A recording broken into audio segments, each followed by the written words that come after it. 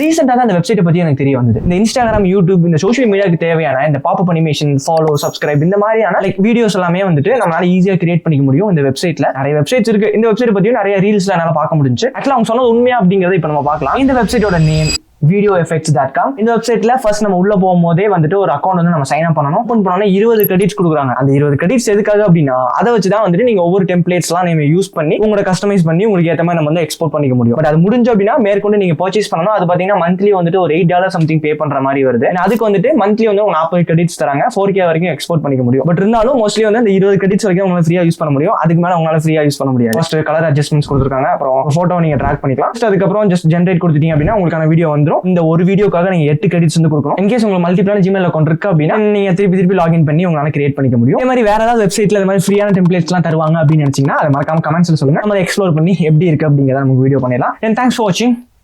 Peace.